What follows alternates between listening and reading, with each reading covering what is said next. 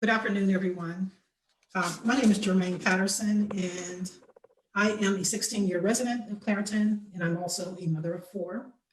My role here today is dual. I'm a community health worker with Women for a Healthy Environment.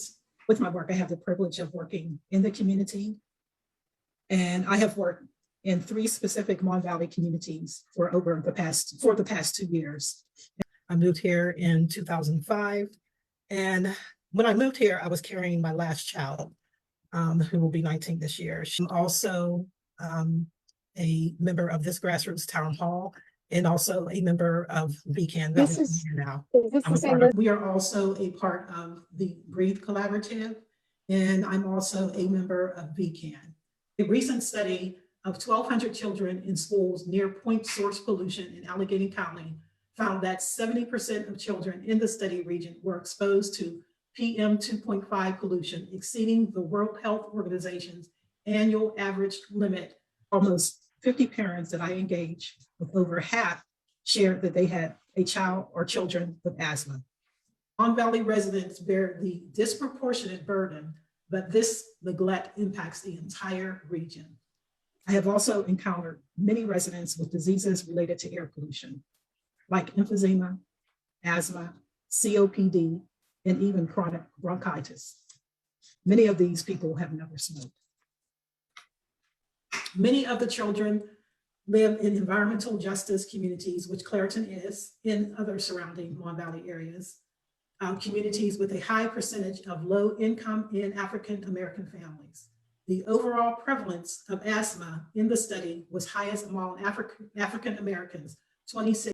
There are many residents that can tell you how air pollution has impacted their lives. I would like to speak from my own personal experience. I have 3 children whom I had later in age at 37, 40, and 42.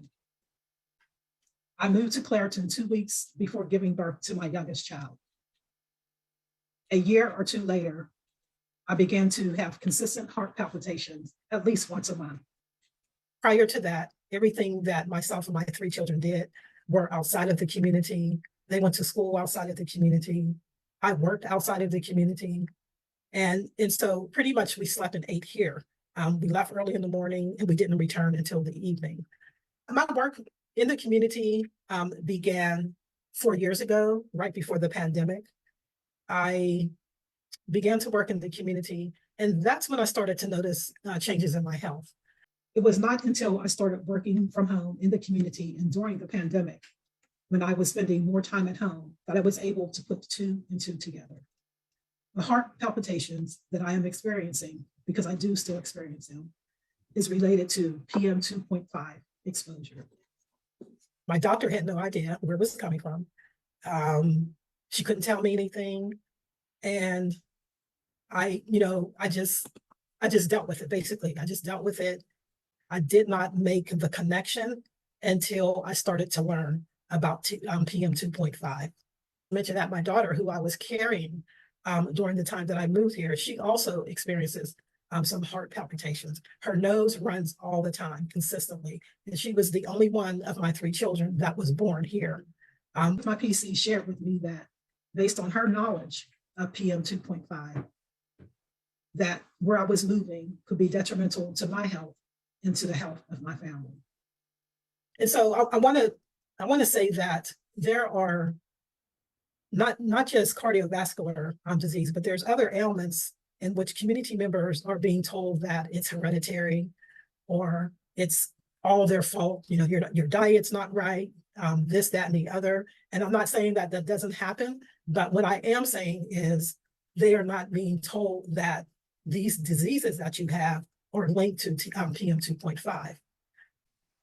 50 years of deference to an unreliable partner is long enough. Clean air, healthy communities, climate realities, and a better vision must be at the heart and the future of the Mon Valley, no matter what.